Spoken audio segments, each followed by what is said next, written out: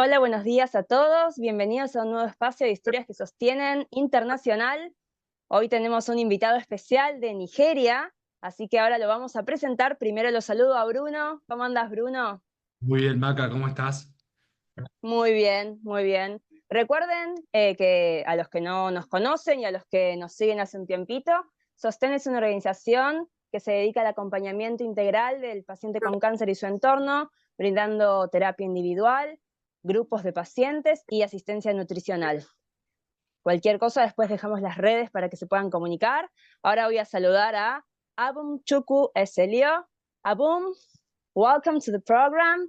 How are you? Oh, I'm good. My name is Abumchukwu from Nigeria. Perfect. A colon, a colon cancer survivor, stage 4. Yeah. Perfecto. Well, Para toda nuestra audiencia en español, hoy es nuestra primer entrevista en inglés, así que Abum es el gran honrado de esta primera entrevista. Y bueno, nos vamos a otra parte del mundo, vinimos de México y ahora nos vamos para Nigeria. Así que ahora ustedes van a poder ver el subtítulo aquí abajo, pero vamos a empezar a hablar en inglés, ¿sí? Maca, ¿querés empezar vos o arrancó? dale, voy con la primera. Abum, you told us that in 2015 you started having stomach pains and visit several hospitals. How was that time when you didn't know what was wrong with you? The period, I would say I didn't know what was wrong, and I was totally confused. Because of the pain was much, and I needed to sort out what was wrong with me because um, nobody plays with his health. So we went to different hospitals to look for solution. Then we came up with a hospital here in Nigeria, Lagos Teaching Hospital. We call it LUTH, abbreviation LUTH. So that was the way. Well, before then, I've done series of tests, CT scan, and the rest of them. The period. So it was from there that the doctor was okay. I need to go. I had to undergo another test, scan for him to know, okay, what is really wrong with me. That was when I was able to. He was the one that was able to tell me that, oh, sorry, what I'm seeing, your result is cancer. And I was confused because that was the first in the history of my family. In fact, it's not even in our lineage of hearing, the sickness called cancer. So, and he went on to say, oh, you stage 4. And we're like, how? When? And this was just 2 months, because February, March, April. I was like 2 months and it's already on stage 4. Or like how? When? I think it was then that I realized that what kills is not the disease. What really kills people is the fear. Yeah. Because that period, immediately I heard of it, I couldn't walk again. I couldn't walk Oh. because I went to hospital with my 2 legs. I went home with wheelchair. So that was the reason I said what really kills is not the disease, is the fear. Because I developed that fear immediately I heard about the cancer, because everything about me was like, oh, so I had to die because when once you hear about cancer, it means the person is going to die. That was it. Yeah. So I we tried to manage I was trying to manage myself. I was out of food for if I can remember, I was out of food for a week. Then I was out of I was not working for weeks. I was in wheelchair, going to hospital, still going to the hospital, doing one or few things before the surgery. So, is there another thing? Are we good? Perfect. I was thinking while you were saying this. So you say that the cancer then was in the stomach. Sorry? The cancer was in the stomach? Yeah, it was in the stomach. Yeah. Perfect. And just to clarify to the audience, and then when you were there for the first time in the hospital and they told you this, so automatically the fear didn't let you to walk again. Like the same day you were walking through the hospital, you couldn't walk back to your home. Yeah. I just said that I came to the hospital with I walked to the hospital, then going home, I went home with wheelchairs. With wheelchairs, sorry. Wow, incredible.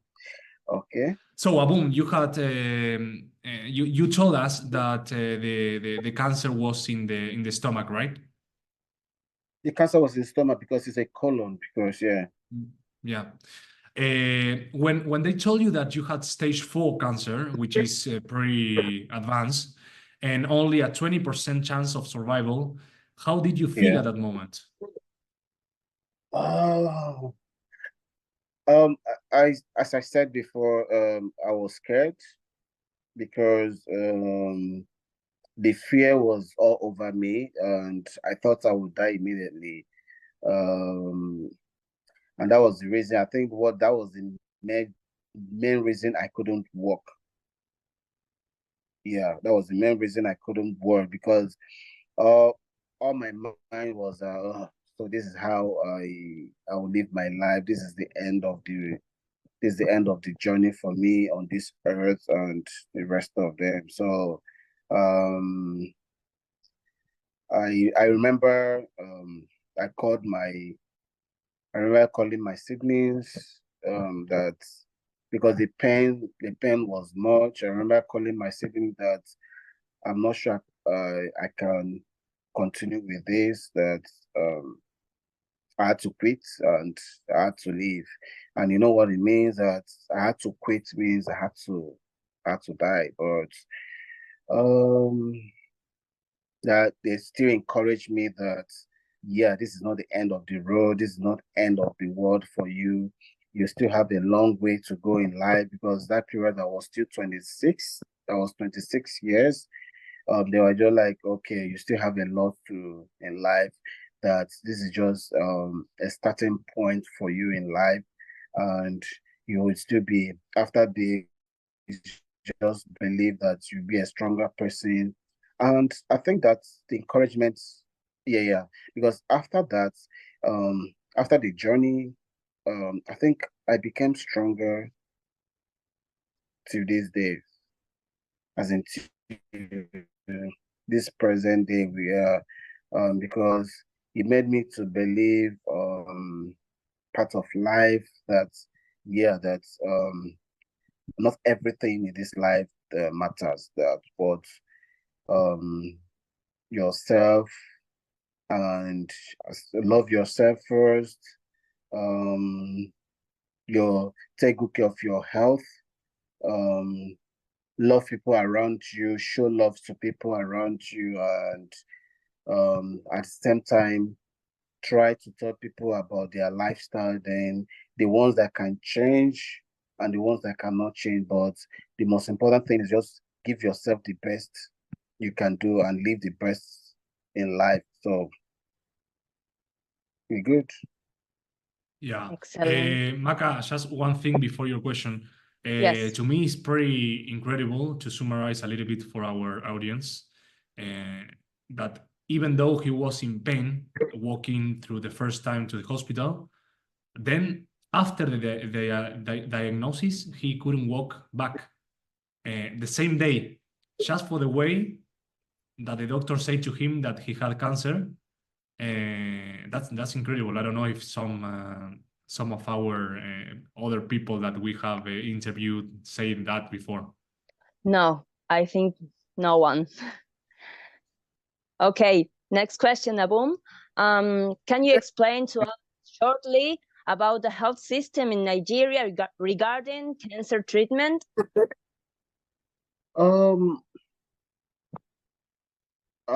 Nigeria, the health system, I have to say the health system in Nigeria is poor, especially when it comes to cancer treatment. There's no help except you have the help from family or friends, no help from the government. Even though the government these days are trying their best, there are some states governments are trying to, then some NGO these days are just trying, but the period that's 2015, no NGO, no government, no fund from anybody. It was just my family and some friends. They contributed a lot, and I really appreciate for their effort, because I remember there was a time, because cancer treatment, I will not like, cancer treatment here in Nigeria runs in millions. Yeah, it runs in millions in naira. Yeah, so, and it's not everybody can afford it. Yeah, even the present days that people find it very difficult, and the same thing, because not everybody can afford it. There's some people that can't afford one section of chemotherapy as I'm talking to you. Then when it comes to the treatment, the surgery, some people can't afford it. That's why some people try to go to social media to ask for fund and the rest of them. Wow, it's really interesting to know other countries' situations regarding this, Maca, right? Because it's pretty different here in Argentina. Yes, and I took notes when we met Abum. He said that chemo was $10,000.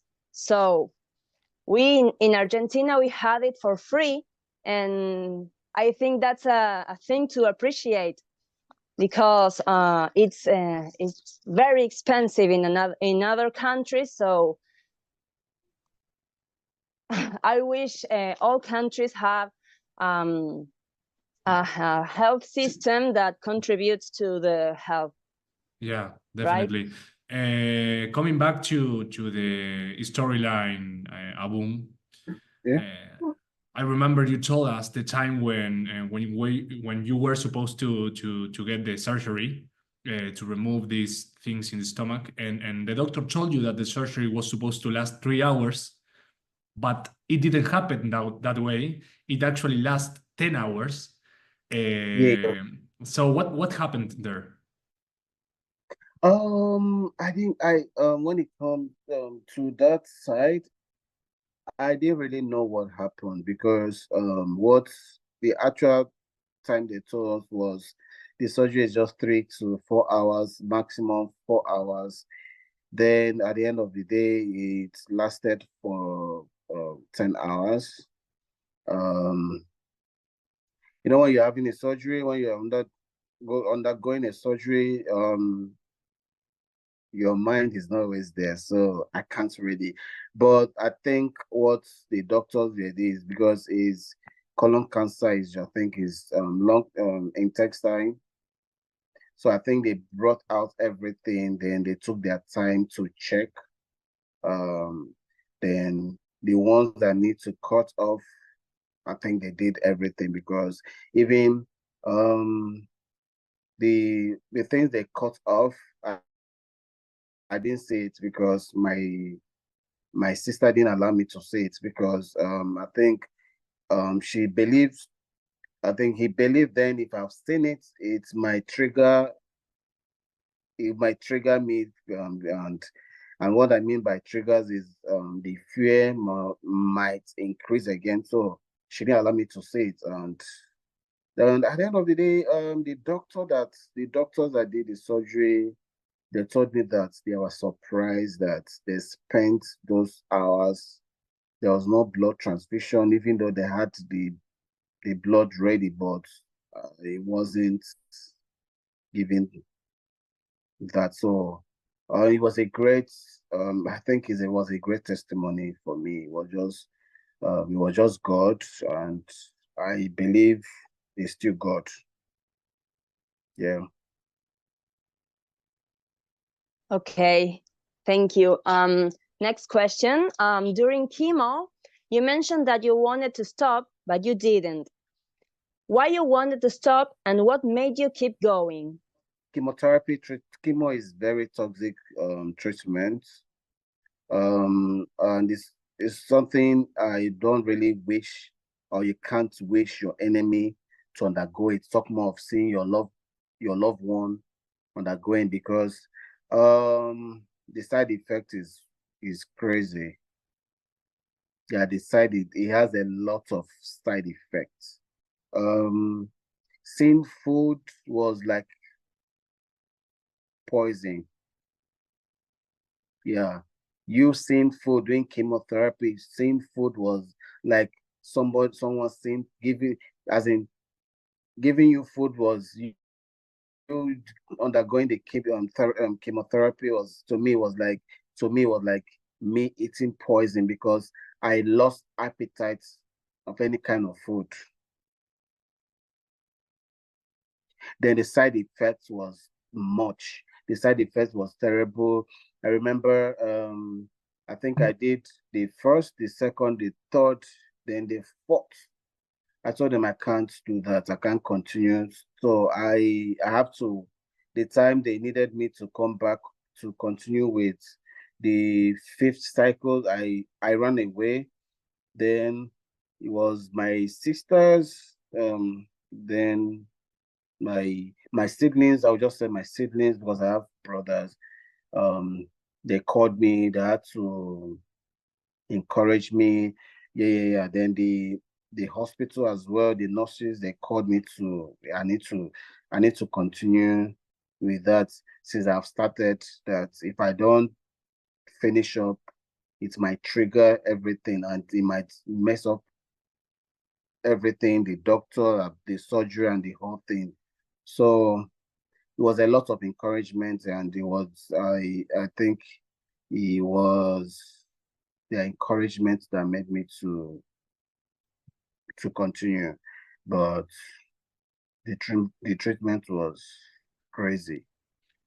A bit later on in the story, after everything you went through, you decide to help other patients.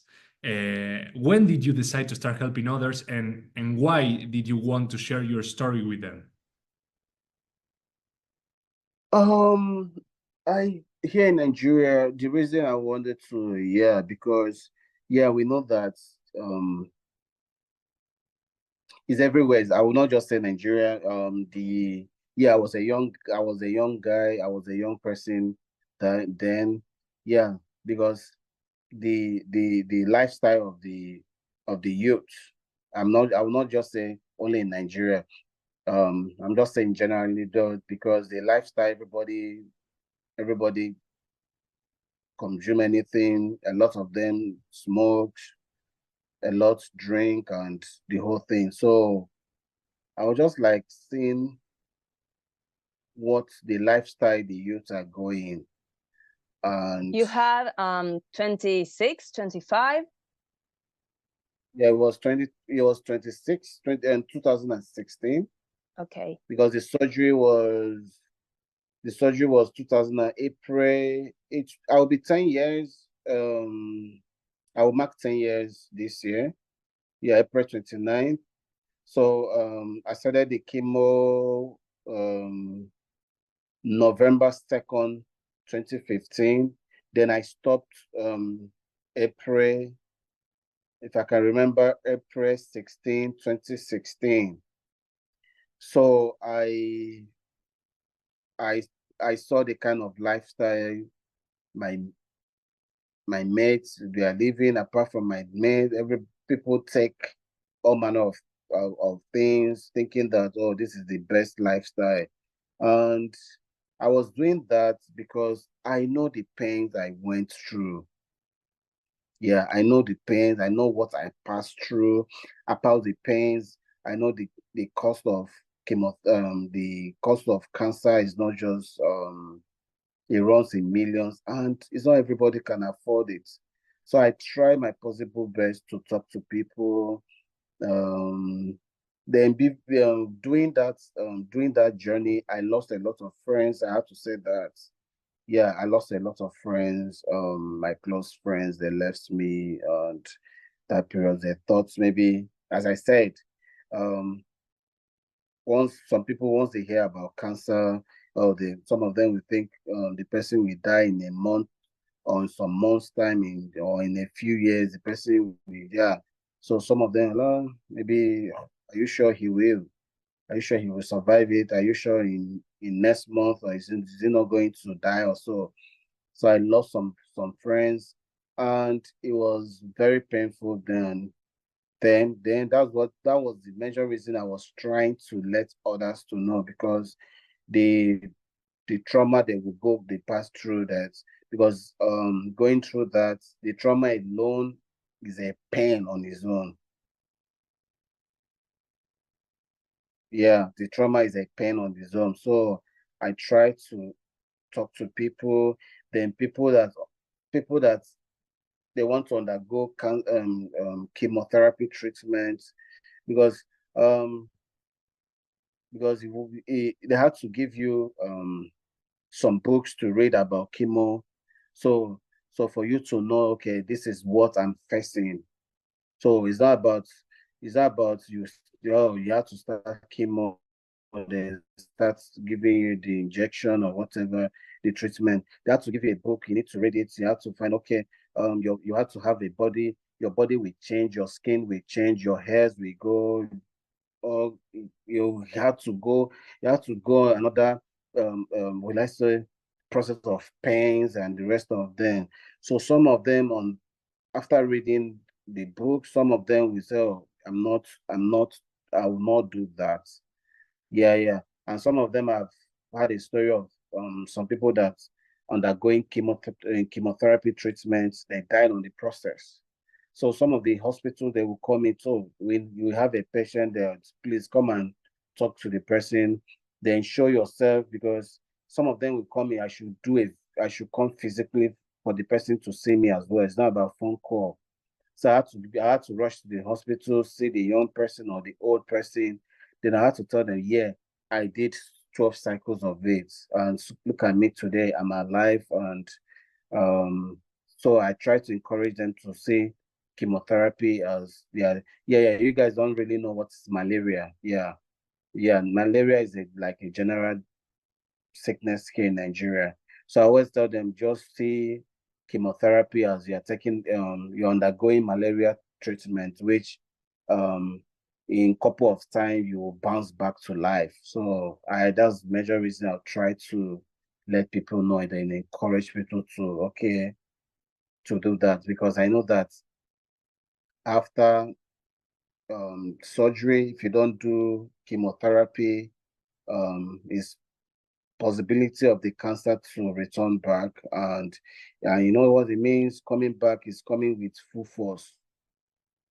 So that was the major reason, and I think I'll not stop. I'll keep trying my best and to encourage people out there to, yeah. Wow, incredible. Excellent. We are So, running out of time, Maka, so you want to ask the last one?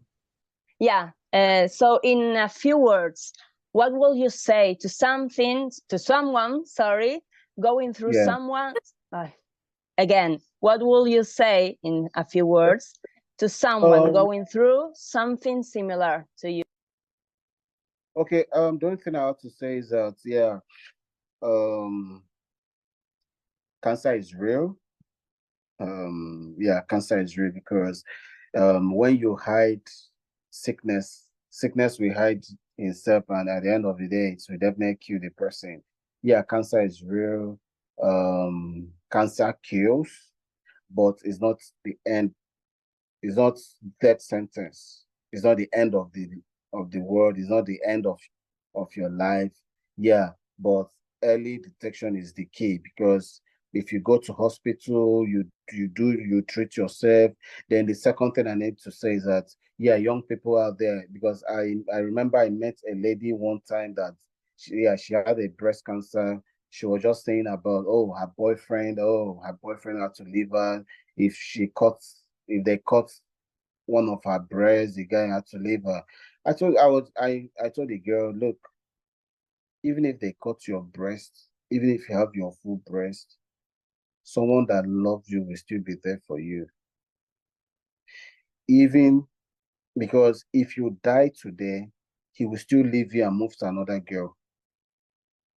So I told the girl, you need to take this treatment. You need to cancer is between life and death. I say it's between you and nobody else. I told him I fought it. That if treatment is something you can share to people, yeah, I believe that your family members can say, okay, give me this, let me just carry this, the pain for today before, but it's just between you and you alone. I told him, when you have to go through this, no matter what, your boyfriend, if she still loves you, she will be there for you. This is the best time this is the best time for him to show you that he really loves you. It's not about, forget about your body, forget about anything, because when you are undergoing cancer or when you are sick, you forget about, even if you have billions of dollars in your account, you don't remember them. Even if your business, even if your education is just, you are fighting for your life, because you know that even if I die today, even if you die tomorrow, nobody will talk about you again. Life goes on. Yeah.